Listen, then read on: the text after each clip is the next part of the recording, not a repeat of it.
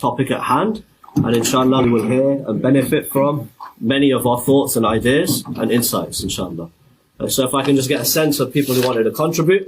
I had been, Sheikh Arif, I'll ask for your apology, because in the last gathering, I very much wanted to hear Mufti Farooq speak, but he refused, actually.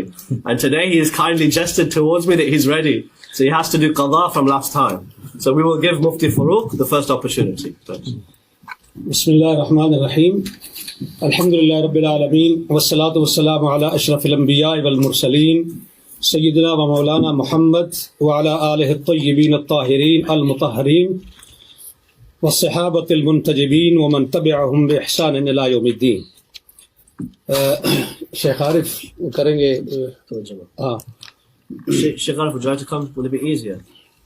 Mufti Saab is going to speak in Urdu, but we will translate, inshallah. فدق کا جو قضیہ ہے یہ تاریخ کا نہیں ہے، یہ پیغمبر کی جائیداد اور نبی اکرم کی بیٹی اور پہلے خلیفہ کے درمیان ایک قضیہ ہے، اور ہمارے لیے رہنما کتاب جو ہے وہ کتاب اللہ ہے، نہ نہج البلاغہ ہے، نہ بخاری ہے، اور نہ اصول کافی ہے. بنیاد جو ہے وہ قرآن ہے. تو ہم نے یہ دیکھنا ہے کہ اس مسئلے پر قرآن ہماری رہنمائی کیا کرتا ہے. یہاں شیعہ اور سنی کے درمیان یہ معاملہ چلتا ہے کہ سنی یہ کہتے ہیں کہ رسول اللہ کی تو یہ پراپرٹی تھی ہی نہیں، یہ تو مال فے تھا، تو جب رسول اللہ کی ملکیت ثابت نہیں تو وراثت کہاں سے آ گئی. اور بقول شیعہ کہ اگر انہوں نے ہبہ کیا ہے اپنی بیٹی کو تو اس مال کے مالک نہیں تھے تو ہبہ کیسے کر لیا ہے. تو قرآن جو شیخ رجانی نے اور شیخ عبدالحمید قصوری نے جو آیت پیش کی ہے سورہ الحشر کی، اسی کے اندر رسول اللہ کی ملکیت ثابت ہے. ما افاء اللہ علی رسولی منہم فما اوجفتم علیہ من خیل ولا رکاب ولکن اللہ یسلط رسلہ علی من یشاء. میرا پوائنٹ یہ ہے یسلط رسلہ، تسلط کیا ہے؟ علماء بیٹھے ہیں وہ کریں گے، علماء بیٹھے ہیں وہ جانتے ہیں کہ تسلط کیا چیز ہوتی ہے. تو یہ تسلط کا جو لفظ ہے یہ پیغمبر کی ملکیت کو ظاہر کر رہا ہے. ایک یہ پہلا پوائنٹ ہے. دوسرا یہ ہے کہ کیا نبی کی وراثت ہوتی ہے یا نہیں. یوصیکم اللہ فی اولادکم للذکر مثل حظ الانثیین، سورہ نساء کے اندر اللہ رب العالمین نے یہ بتا دیا ہے کہ تمام امت کی، تمام مسلمانوں کی وراثت ہے، اور اس کے اندر وَلِكُلٍّ جَعَلْنَا مَوَالِيَ مِمَّا تَرَكَ الْوَالِدَانِ وَالْأَقْرَبُونَ.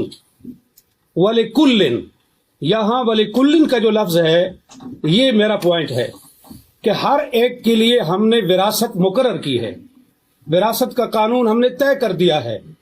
اب یہ چاہیے کہ رسول اللہ کی اگر وراثت نہیں ہے وہ اس وَلِكُلٍّ جَعَلْنَا کے اندر شامل نہیں ہے، کہ ایسی ہونی چاہیے کہ جس کے اندر رسول اللہ کو مستثنا کیا گیا ہو کہ ساری امت کی وراثت تو چلے گی قرآن کے اس قانون کے مطابق، لیکن پیغمبر کی وراثت نہیں ہوگی، اس کی نہیں چلے گی. تو لہذا قرآن کریم کے خلاف ہے یہ چیز کہ رسول اللہ کی وراثت نہیں تھی، اور قرآن نے ان کو یہاں سے خارج نہیں کیا. اب حضرت ابو بکر رضی اللہ عنہ نے حضرت فاطمہ کے کلیم کو رد کرنے کے لیے جو روایت پیش کی، بخاری میں بھی ہے، مسلم میں بھی ہے، دوسری تمام شیعہ کتابوں میں بھی ہے اور سنی کتابوں میں بھی، اس کے اندر 3 پوائنٹ ہیں.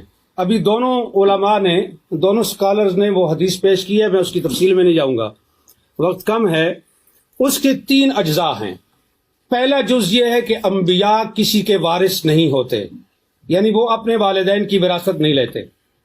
دوسرا پوائنٹ یہ ہے کہ انبیاء کی وراثت نہیں ہوتی، ان کا کوئی رشتہ دار اور ان کے کوئی قریبی جو ہیں عزیز وہ ان کی وراثت نہیں لے سکتے.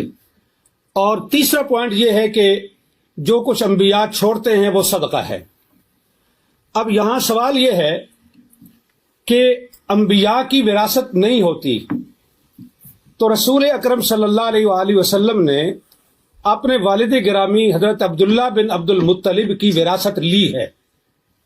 اس میں 3 چیزیں تھیں. ایک وہ ان کا مقام تھا جو ان کا آبائی مقام تھا. دوسرا ایمن جو لونڈی تھی، اور تیسری چیز جو ہے وہ تلواریں اور اونٹنی تھی. بعض کہتے ہیں ایک سے زیادہ اونٹ تھے، بعض کہتے ہیں ایک تھے، چلو ایک ہی صحیح، ہم ایک ہی پر اتفاق کرتے ہیں. تو یہ وراثت تھی رسول اللہ کے والد کی. رسول اللہ نے یہ وراثت اپنے والد سے لے لی. تو یہ کیسے وہ کہہ سکتے ہیں کہ انبیاء وراثت نہیں لیتے؟ آپ بچپن میں وراثت لے چکے اور نبوت ملنے کے بعد آپ نے کہا ہم کسی کے وارث نہیں ہوتے. یہ دونوں باتیں ایک دوسرے کے متضاد ہیں. یہ قول اور یہ عمل، یہ دونوں ایک دوسرے کے خلاف ہیں. تو رسول اللہ نے اپنے والد کی وراثت لی ہے، لہٰذا یہ بات درست نہیں کہ انبیاء کسی کے وارث نہیں ہوتے. دوسری چیز ہے کہ انبیاء کی اولاد جو ہے اس کی کوئی وارث نہیں ہوتی، وہ وارث نہیں ہوتی، تو وہ وارث سلیمان و داؤد. اور حضرت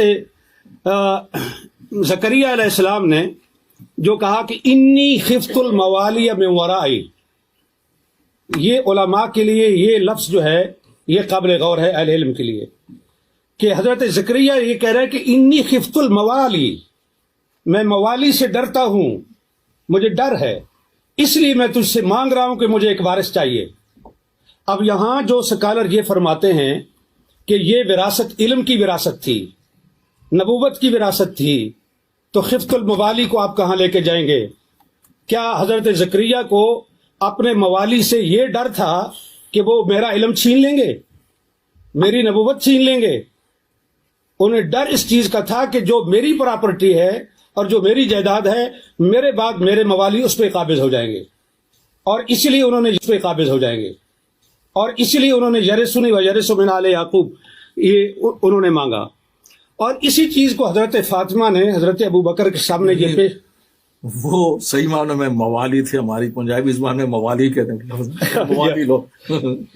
مفتی صاحب ذرا سے اگر خلاصہ کر سکے. جی بالکل خلاصہ کر. پچھلی ساری کتاب تو گزارش یہ ہے کہ یہ ہے قرآن، اور یہ کہہ رہے ہیں ڈاکٹر علی کے وقت نہیں ہے تو میں اس کو مختصر کرتا ہوں، صرف تاریخی لحاظ سے ایک چیز پیش کر کے، کہ حضرت ابو بکر اور حضرت عمر کے دور میں گورنمنٹ کے قبضے میں رہا فدق.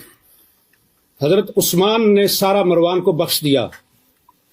اگر مسلمانوں کی پراپرٹی تھی تو تیسرے خلیفہ کو یہ حق کس طرح تھا کہ وہ مروان بن الحکم کو سارا دے دے؟ پھر حضرت عثمان کے بعد امیر شام معاویہ بن ابی سفیان کا دور آیا. انہوں نے حضرت عثمان کے بیٹے اور حضرت اس کو مروان کو اور اپنے بیٹے کو، ان تین کے درمیان فدق کو تقسیم کیا جناب معاویہ بن ابی سفیان نے. عمر بن عبدالعزیز آئے، انہوں نے یہ، اور پھر مروان نے یہ جائیداد وراثت کے طور پر اس کی اولاد کو پہنچی، عبدالعزیز بن مروان کو، اور اس کے ذریعے سے حضرت عمر بن عبدالعزیز تک پہنچی. عمر بن عبدالعزیز نے سارا فدق جو ہے وہ اولاد فاطمہ کو واپس کیا، یہ کہہ کر کے کہ یہ ان کا حق ہے، ان کے ساتھ زیادتی ہوئی ہے. اب سوال یہ ہے کہ فیصلہ حضرت ابو بکر کا درست تھا، فیصلہ حضرت عثمان کا درست تھا، فیصلہ عمر بن عبدالعزیز کا درست تھا، اور اس کے بعد کی تاریخ انہوں نے بتا دی. یہ مامون الرشید تک پہنچتا ہے، اور مامون کے بعد پھر حکومت کے قبضے میں آیا، اور پھر آج تک بنو فاطمہ کو وہ واپس نہیں مل سکا. تو یہاں میرا پوائنٹ یہ ہے کہ یہ جو حدیث پیش کی جاتی ہے یہ قرآن کے خلاف ہے. اہل سنت کے محدثین کے اصول کے مطابق قرآن پر پیش کرو، درایت پر پیش کرو. اگر اس لحاظ سے روایت ٹھیک ہے تو قبول کی جائے گی، ورنہ اس کو رد کیا جائے گا. بخاری کے اندر روایت آنے کا یہ مطلب نہیں ہے کہ ہم اس کو آنکھیں بند کر کے قبول کر لیں. یہ روایت قرآن کے شریعت خلاف ہے. بسم اللہ الرحمن الرحیم.